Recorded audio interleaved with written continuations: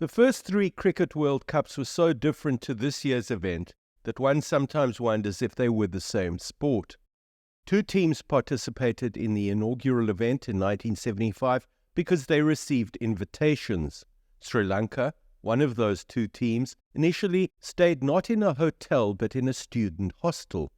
Matches took place over 60 overs and, initially at least, India couldn't really be bothered to take the new format seriously. And let's not forget Zimbabwe, who made their World Cup debut in the third tournament in 1983. In order to get there, they raffled bales of tobacco, among other ingenious fundraising methods. Their first ever ODI was in their tournament opener against Kim Hughes's Australians. And what a match it turned out to be. Welcome to the Luke Alfred Show. I have 30 years of experience on the front lines of sports journalism, covering some of the biggest games in cricket, rugby, the FIFA World Cup, and even the Olympic Games. Come and join me as we learn about some of the greatest sports stories you've never heard. I'm Luke Alfred, and welcome to the show.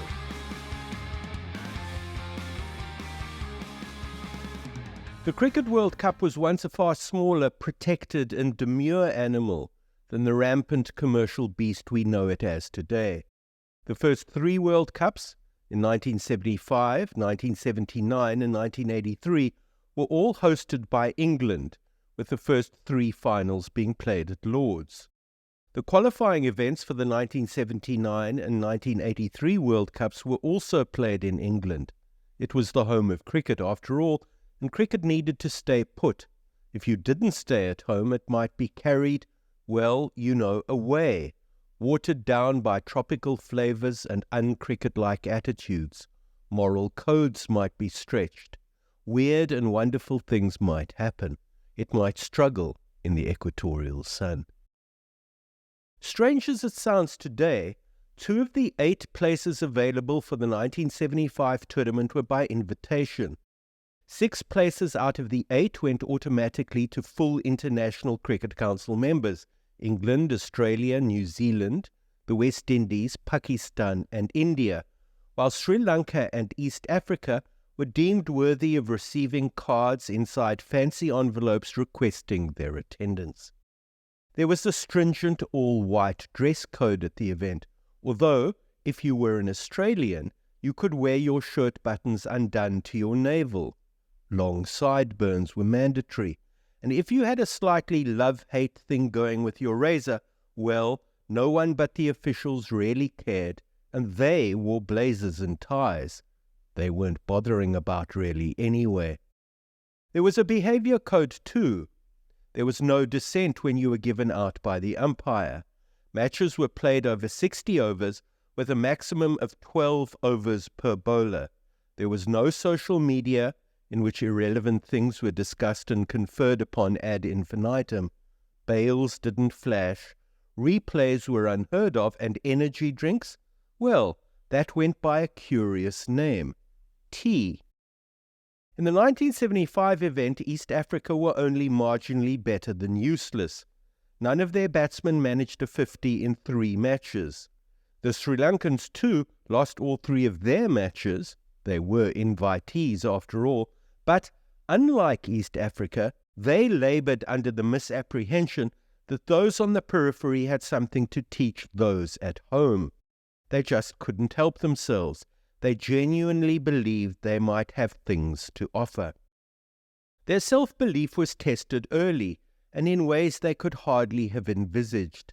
Their first accommodation in London for the tournament was at the far-from-swanky Ceylon Student Centre, where part of a ceiling collapsed in one of the players' bathrooms and the rooms were cold.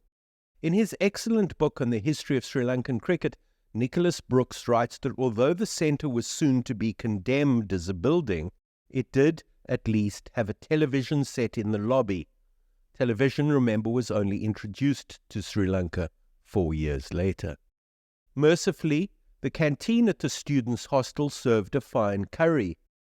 It was only when World Cup sponsor Prudential became actively involved that the Sri Lankans' digs were improved. Their new home, the Kensington Close Hotel, which was not only right in the centre of things, but you could have as many blankets on your bed as you wanted if the nights became chilly. On June 11 at the Oval, they played Australia. The Aussies thrashed their way to 328 for 5, helped by Sri Lanka's incredibly relaxed attitude in the field, which allowed their batsmen to run several fours. Opener Alan Turner stroked his way to 101, and there were 50s to Rick McCosker, Doug Walters and Greg Chappell, Chappell's coming at a runner ball. It was an unusual occurrence, runner ball scoring. Bats were smaller then and outfields significantly bigger. The horizon of expectation about what could realistically be achieved by the batting side was altogether different. A healthy scoring rate was anything over 3 runs to the over. If you scored at 4, you had to be careful that the umpire didn't have a quiet word and pull you over for speeding. In response to the Aussies' looming total, the Lankans gave a good account of themselves, despite facing the snarling pack of Jeff Thomson, Dennis Lillee and Max Walker, men who breathed fire, swore at you for fun, and loved telling you all sorts of things you didn't know about your mother. Halfway through their innings, Sri Lanka were up with the rate at 150 for 2, the not-out batsmen being Sunil Wetamuni and Duleep Mendes. The Aussies had been advised by skipper Ian Chappell to pitch the ball up. The side was getting a reputation for being over-reliant on what Nasser Hussain calls chin music, but 150 for 2, that was too much. It was time to revert to type. When Lillee and Thomson returned for their second spells, it all began to get wobbly for the Sri Lankan batsmen, both experiencing "where am I" moments. With his score on 32, Mendes was hit on the head by a nasty Tomo short delivery that jagged back off a length. Mendes went down in a heap and was reputed to have said that these were his last moments on earth. Quote, "I truly thought I would die," he told the writer Brooks. Mendes was helped from the field and didn't return, while Tomo, take this from whence it comes, denied that the delivery could be categorized as a bouncer because the Lankan fellows were so tiny that it was easy to get the ball to climb above their heads anyway. Thomson, who had been bowling his short pitch stuff for much of his second spell, was not only adept at bowling bouncers, he was a dab hand at the Yorker. In his case, it was all the more devilish to pick because of his round arm action, which meant that, as a batter, you didn't have any sighters and saw the ball late. Thomson had bowled a series of bouncers and Yorkers at Wetamuni already, and after Mendes had been revived and escorted away, he slung down a top-speed delivery which zeroed onto the top of Wetamuni's back foot. The batsman had already been hit there the ball before, and a second blow on the already painful foot was too much to bear. He was in agony and collapsed. He couldn't walk back to the dressing room, and he too retired hurt, having scored 53. Down the order, the Sri Lankan skipper, Anura Tennakoon, scored 48, with Michael Tissera alongside, scoring 52. The Sri Lankan resistance was brave, but the Aussies had scored too many, helped in part by the Sri Lankans' abominable fielding. In the end, they posted an extremely respectable 276 for 4, losing the match to Australia by 52 runs. The Aussies invited them into their dressing room afterwards for a round of beers, an emotional and social victory of sorts. When Rod Marsh shoves a Frosty into your mitt, you know you've entered the kingdom of cricket. Not bad for a team who was sometimes still referred to as Ceylon. The quaint idea of invitations was dispensed with for the second World Cup 4 years later. A qualifying tournament featuring 15 teams divided into 3 groups of 5 teams each was devised instead. Each group winner qualified automatically for the semi-finals, with the final semi-final place being taken by the second-placed team with the highest number of points, which was in this case Canada. There were some unlikely participants in the 1979 qualifying tournament. Papua New Guinea fielded a team, as did Singapore. So too did Argentina, Wales, and the United States. Joining Canada in the semi-finals were group winners Denmark, Bermuda, and, given that they had digested the sometimes painful lessons of the 1975 World Cup, Sri Lanka.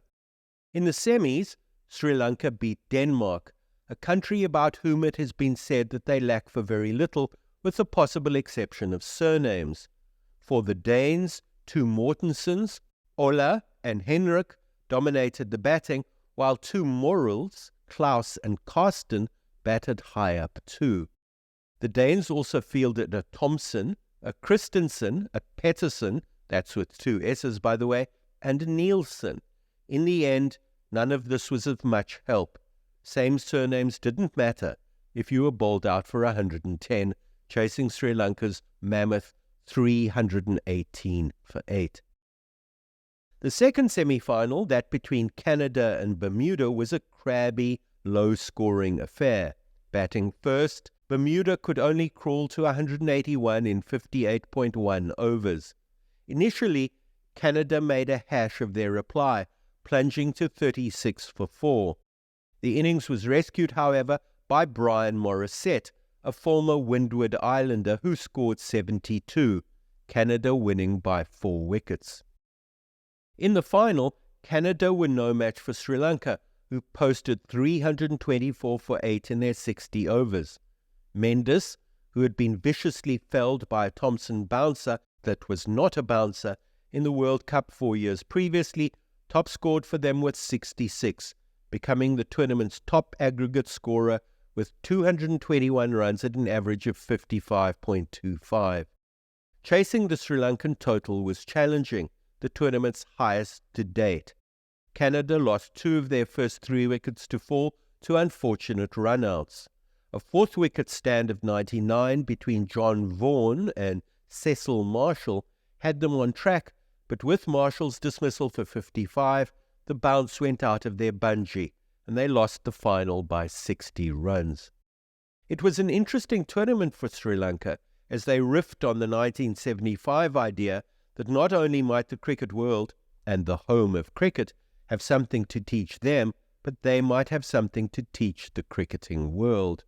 They topped their group on run rate despite sacrificing points to Israel because they refused to play the Israelis on political grounds. They remained apparently unperturbed by the possibility of having to face an Israel bowler called Reuben. Interestingly, did his skipper call him Reuben or Reuben, or to avoid embarrassment and ambiguity, simply go for the full Monty? Having won the qualifier, Sri Lanka now had no need of an invitation and went to the 1979 World Cup proper. Here, they were drawn in the same group as neighbours India, a good side against whom to prove they had something to prove. Against India, Sri Lanka batted first. Mendes and Wetamani were again to the fore. Wetamani scored a slow but composed 67 in 120 balls, while Mendes, batting at 4, hit 3 sixes in a 57-ball 64.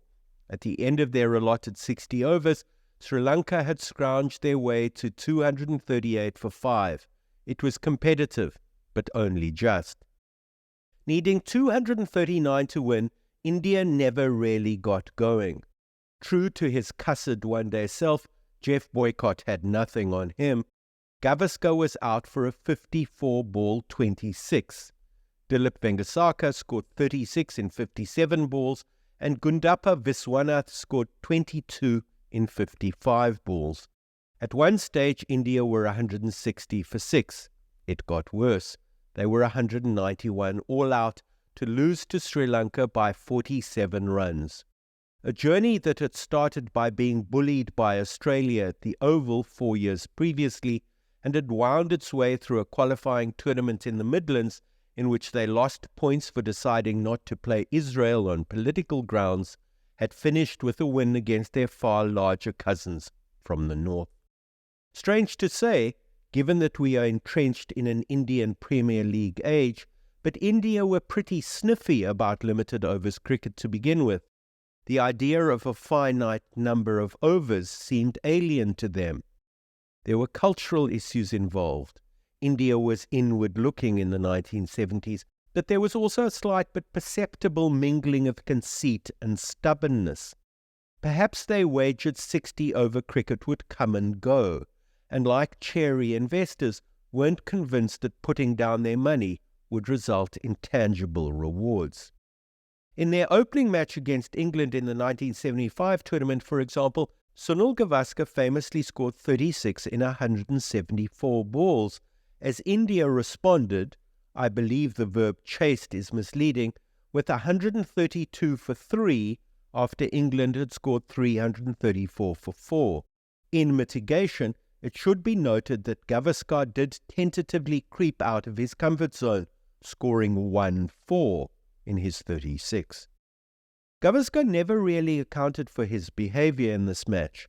He did talk about being out of form and embarrassed that he had played such a dreadful knock, but this didn't really explain why he batted 174 balls for 36 and in the chase nogal. Others thought he didn't like the selection of the Indian team and was making a point. Some surmised that he was uppity about the captaincy going to Srinivas Venkatravagan. Whatever the reasons for Gavaskar's go slow, he wasn't officially reprimanded, as the memory of the innings slowly faded and India failed to reach the semi-finals of the very first World Cup. The Daily Telegraph summed it up best the day after the England match with their headline, quote, "Indian stodge follows England's spice." The 1979 World Cup was won by the West Indies, who had also won the first. Who should meet them in the final of the 1983 tournament but India, the India of Gavaskar's perplexing go slow, the India of captaincy feuds and tetchiness about selection. Unlike the previous two editions, the 1983 World Cup was made up of a double round, with each team in 2 groups of 4 playing each other twice. India were in the same groups as the West Indies, Australia and Zimbabwe, about whom we shall have a great deal more to say in a minute. The West Indies eventually topped their group, but India signalled early that the 1983 tournament wasn't going to be like the previous 2 World Cups for them. At Old Trafford in early June, they scored 262 for 8 against the reigning World Cup champions, Gavaskar coming to the fore with a scintillating 19, scored in 44 balls. Batting at 5, however, Yashpal Sharma scored 89 in nudging the total towards respectability. Roger Binney and Madan Lal both scored 20s down the order. When Jeff Dujon was out for 7, the West Indies were 107 for 5. They eventually crabbed their way to 228. Andy Roberts and Joel Garner both scored 37, although it was too little too late, as India won by 34 runs. India's victory against the West Indies in the group stage of the 1983 competition served them well, because they met the West Indies in the final, held, of all places, at Lord's. The West Indies won the toss in the final and asked India to bat. Mercifully for the entire cricketing world, India lost Gavaskar early, but they weren't doing too badly on 90 for 3. Enter part-time off-spinner Larry Gomes, who had both Yashpal Sharma and Kapil Dev caught in the deep. 90 for 3 became 92 for 4, 110 for 5 and 111 for 6. Eventually, India managed to drag themselves to 183. 20 of those runs were extras. The West Indian bowlers bowled 11 maidens in bowling 54.4 overs, with 3 wickets to Andy Roberts and 2 each to Michael Holding, Malcolm Marshall and Gomes. India broke through early, Balwinder Sandhu bowling Gordon Greenwich with a delivery that whistled down the Lord's slope as the opener shouldered arms. Viv Richards, meanwhile, was looking commanding in his uniquely imperious Richards-like way. Although he lost Desmond Haynes to a waft into the covers, he looked unbothered until he skied a short delivery from Madan Lal to the deep square-leg fence. Running towards the boundary unsighted, Kapil Dev, the India skipper, took the difficult running catch with aplomb. Gomes flashed at a wide one and, with a score on 66, Lloyd couldn't ride the bounce of a delivery from Binney and hit it straight to Kapil Dev at extra cover. The West Indies were 5 wickets down. Indian fans flooded onto the field in celebration as everyone recognized an unexpected victory might be on the cards. Richie Benaud summed up the moment in the commentary booth by telling the world, quote, "The West Indies are in total disarray now." Jeff Dujon and Marshall delayed the inevitable with a 7th-wicket stand of 43, but the West Indians, usually so swaggering, looked anxious and bewildered. They lost the World Cup final by 43 runs to India in what remains one of the greatest upsets in the history of the tournament. For the new champions, Madan Lal and Mahinda Amarnath took 3 wickets each. Kapil Dev bowled and caught beautifully, and even Gavaskar got in on the action, catching Gomes first slip. The third World Cup, the 1983 tournament in other words, had many strands. One of them was woven by newly independent Zimbabwe, who experienced their Sri Lanka moment at their first tournament that year. They were captained by a player later to become famous as a coach. His name, you ask? Duncan Fletcher, who, to begin with, was a happy-go-lucky underachiever with a sociable streak. The weight of the new captaincy changed all that, and Fletcher got in touch with his creative, serious side. He had a head start. While his teammates consisted of a motley crew of farmers, policemen, and legal eagles, the technocrat Fletcher worked in the Zimbabwe Treasury, helping to pioneer the national number plate system. He was smart, a good planner, and a crafty improviser, attributes that call to mind the late Bob Woolmer, another coach of the same generation born, like Fletcher was, in 1948.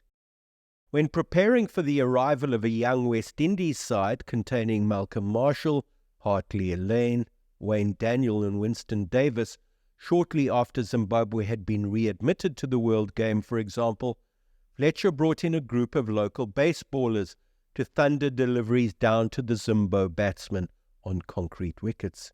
He trained his teammates harder than they'd been trained before.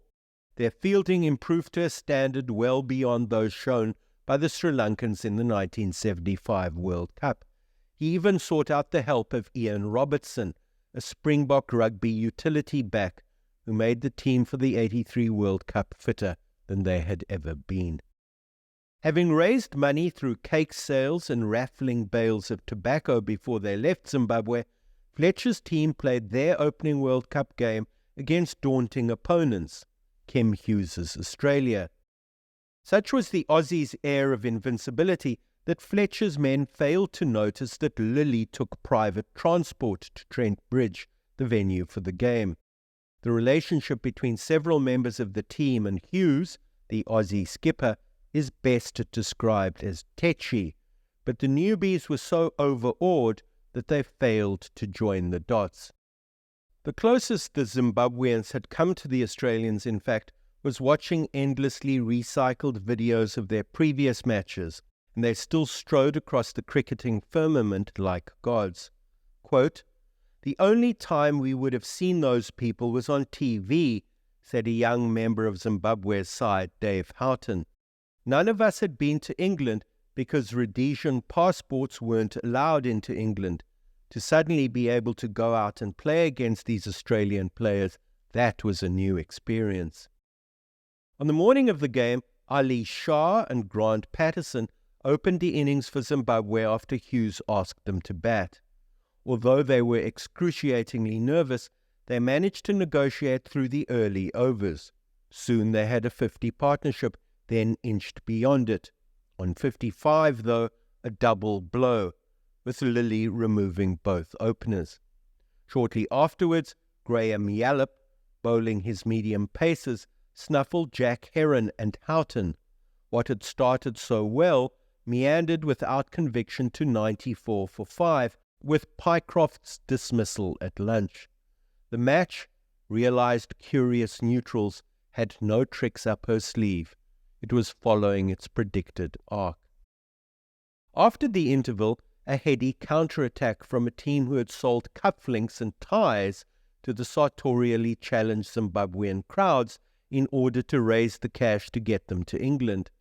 Fletcher and Kevin Curran landed some hefty blows.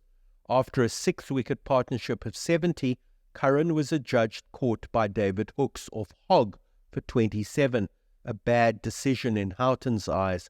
Quote, "The ball bounced 1.5 yards in front of Hookes," he said. "It wasn't even close to a bump ball. It was a proper half volley." Curran's dismissal brought Ian Butchart to the wicket, one of Zimbabwe's several anonymous all-rounders.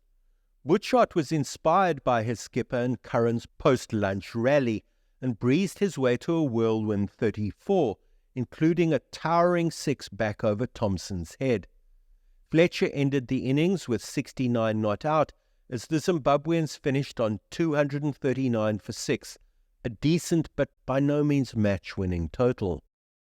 Despite a healthy opening stand of 61 between Kepler Wessels and Graham Wood, Fletcher wasn't quite finished with wrestling the match back in Zimbabwe's favour. He nibbled out both Wood and Hughes before taking 2 more Australian wickets to leave their chase hanging in the balance. Wessels, still there, hung on grimly before being brilliantly run out by Heron for 76, the total 138 for 5. The bowling was backed up by some committed fielding, Heron's shy to run out Wessels being a case in point. One of the more light-hearted moments in the Zimbo's feverish fielding display occurred when Gerald Peckover dived full length to stop a boundary in front of the members' pavilion and lost his trousers in the process. Stories vary as to whether he was wearing briefs, a jockstrap, or nothing at all, but all agree that his throw from the boundary ropes was inch perfect. Satisfied with a job well done, only afterwards did he pull up his whites. Wessels' inability to get off-spinner John Tchaikovs away to a packed leg-side field meant that the Aussies had a mountain to climb as the innings progressed beyond halfway. The only false step in the last quarter occurred when Tchaikovs grasped a top edge from Marsh, a drop he became increasingly certain has cost his side Zimbabwe the match.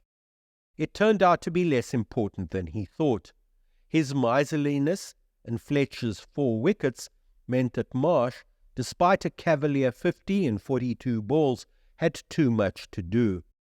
In their very first official ODI, Zimbabwe, a team of hard-working, hard-drinking amateurs from a landlocked country with limited player stocks, had beaten one of the strongest teams in the world game. If you enjoyed this episode of The Luke Alfred Show, please like, share, follow and subscribe. I write full scripts for the show in the form of long-form essays, and these are all available on my Substack. To get written episodes of The Luke Alfred Show a day early on Fridays, please check out the Luke Alfred Substack.